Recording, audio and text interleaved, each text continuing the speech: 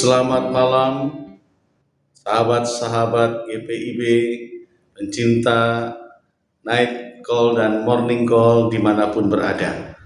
Malam hari ini bersama dengan saya berjumpa kembali Pendeta Samuel Charles Momoka selaku pendeta dan ketua Majelis Jemaat di GPIB Bahtera Hayat Surabaya. Sebelum kita membaca dan merenungkan firman Tuhan untuk menutup hari dan aktivitas di hari ini, mari kita berdoa. Bapa yang baik, kami bersyukur buat penyertaan-Mu yang nyata dalam hidup kami di sepanjang hari. Malam hari ini ketika kami mau beristirahat dan menutup aktivitas kami mau merenungkan sebagian dari firman Tuhan. Biarlah Roh Kudus-Mu menyertai kami untuk kami dapat memahami firman Tuhan dengan baik dan tentunya panggil untuk melakukannya dalam kehidupan sehari-hari. Dalam nama Tuhan Yesus kami berdoa. Amin. Pembacaan Alkitab kali ini diambil dari surat Galatia pasal yang ke-6 ayat 2 sampai 3. Saya akan membacakan dari Alkitab terjemahan baru yang kedua dari Lembaga Alkitab Indonesia. Firman Tuhan berkata demikian. Bertolong-tolonganlah menanggung bebanmu, demikianlah kamu memenuhi hukum Kristus. Sebab kalau seorang menyangka bahwa ia berarti, padahal ia sama sekali tidak berarti, ia menipu dirinya sendiri. Demikian pembacaan firman Tuhan. Saudara-saudara yang terkasih di dalam Tuhan, sahabat MNC dimanapun berada, ada seorang teman yang bertanya kepada saya, apa nama bulu yang berada di bawah bibir? Semua orang menjawab dan semuanya jawabannya salah menurut dia. Ini bukan kumis, ini juga bukan jenggot. Lalu bulu apa ini? Lalu teman saya berkata, itu namanya bulu dan. Loh, kok bisa dan? Sebab itu ada di antara kumis dan jenggot. Jadi kalau diurut dari atas, rambut, alis, kumis, dan jenggot. Ya, ini hanya sekedar intermezzo. Tetapi Ibu Bapak dan Saudara, dari sini saya mengajak kita untuk melihat bahwa semua anggota dalam tubuh kita, di tangan, di kaki, di kepala, semua punya nama dan semua juga punya fungsi dalam kaitannya dengan keterhubungan dengan yang lain. Satu dengan yang lain saling terkait dan saling terhubung. Dan demikian juga ketika Rasul Paulus menuliskan surat kepada umat di Galatia, dia juga menekankan agar orang-orang percaya juga menyadari bahwa keberadaan mereka di tengah orang-orang lain itu adalah saling terkait. Sehingga orang percaya juga harus menghidupi kehidupan yang saling tolong-menolong. Artinya saling memperhatikan satu dengan yang lain. Sebab secara tidak langsung Paulus mau mengatakan juga bahwa kehidupan orang-orang percaya kepada Kristus itu adalah kehidupan yang tidak egoistik. Dunia di luar boleh semakin terbentuk dan terbangun sifat individualistiknya. Tetapi di dalam gereja justru suasana yang berbeda itu harus ada dan muncul dalam kehidupan dan persekutuan bergereja sebagai wujud kesaksian kita.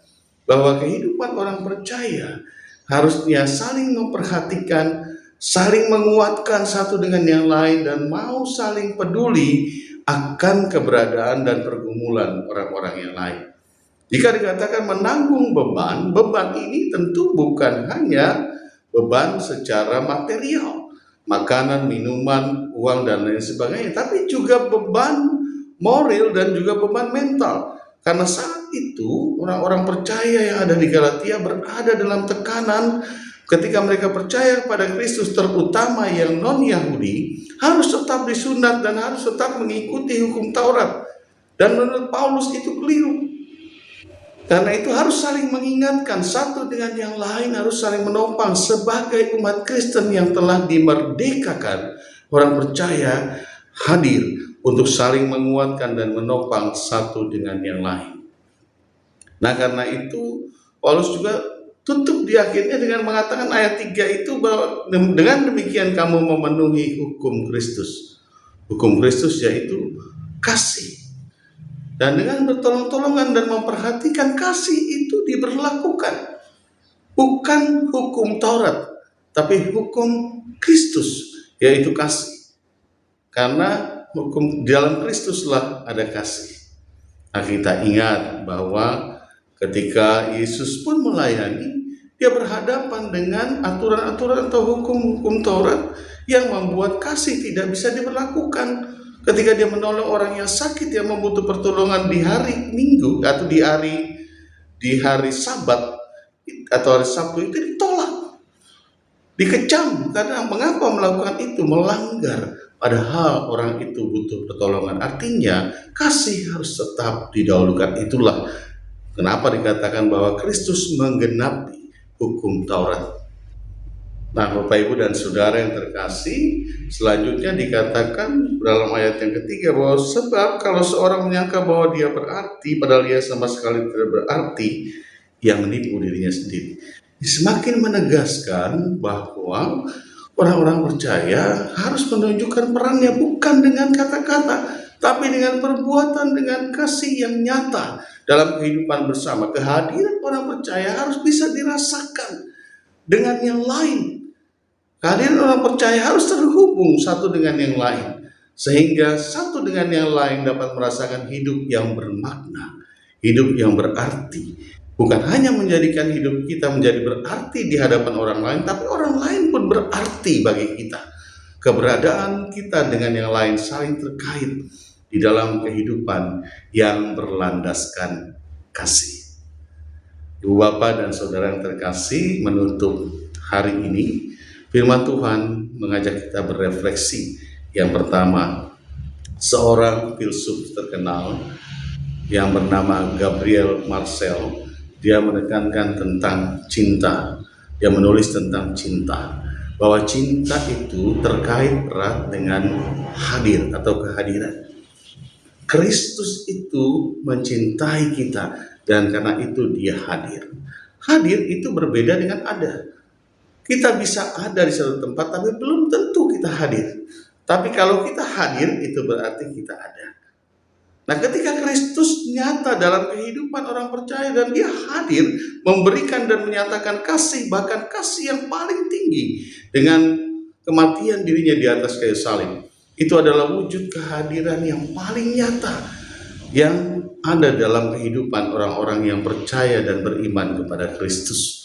Dan karena itu orang percaya juga harus bisa hadir di tengah yang lain dan juga di tengah masyarakat. Sebab dengan hadir itu kita boleh menyatakan kasih. Tentu hadir bukan membawa kejahatan atau yang lain, tapi hadir untuk menyatakan kasih. Sebab kita dipanggil untuk mengasihi.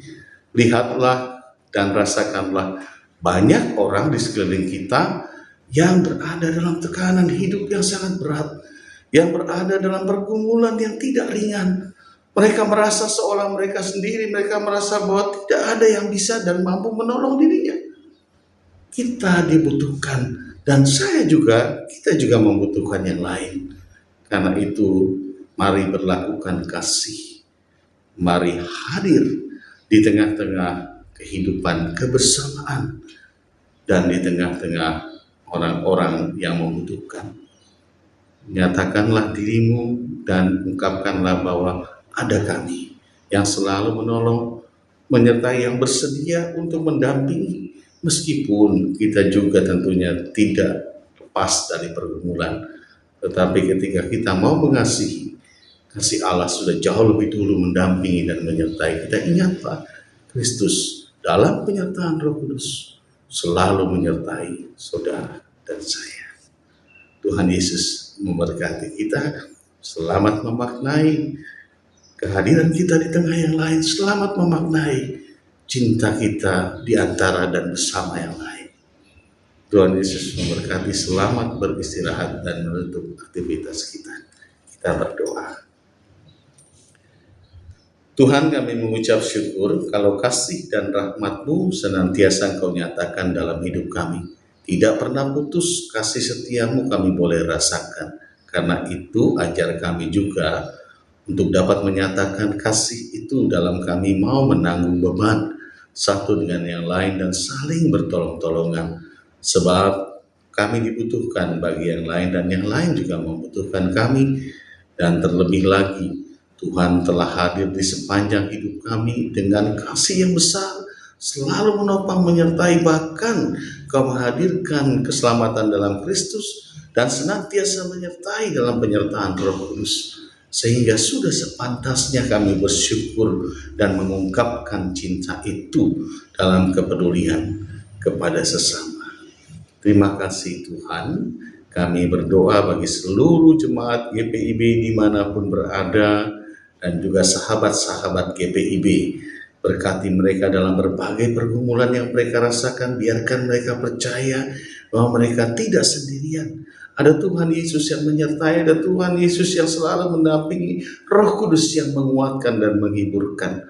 Sehingga mereka selalu mau berjuang dan percaya bahwa dalam penyertaan Tuhan, Tuhan akan hadirkan orang-orang yang peduli, dan juga Tuhan akan selalu mendampingi dan memberikan keteguhan hati. Bapa, kami doakan mereka yang dalam keadaan sakit, Tuhan lawat mereka, Tuhan jaga dan Tuhan pulihkan mereka. Kami berdoa bagi semua orang-orang yang saat ini sedang hidup di dalam berbagai tekanan-tekanan yang berat. Tuhan, kami percaya ketika kami mau beristirahat, Tuhan, biarkan Tuhan jaga, mengangkat beban dan menopang mereka. Percaya bahwa mereka dibantu dan ditopang oleh Tuhan, dan sehingga kami boleh melepas lelah dalam iman dan percaya Tuhan akan menghadirkan hari baru yang lebih baik. Pergumulan hari ini biarlah untuk hari ini, dan esok pasti akan lebih baik dalam penyertaan Tuhan. Tuhan berkati fungsionaris Majelis Sinode dalam berbagai tanggung jawab yang berat yang mereka lakukan. Biarlah kasih dan rahmat Tuhan menyertai. Tuhan berkati seluruh jemaat GPIB dimanapun berada.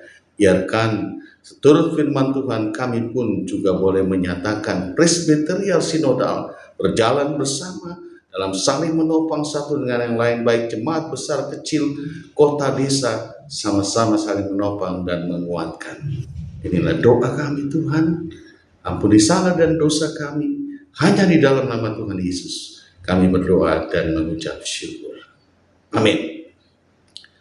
Terima kasih, Tuhan Yesus memberkati.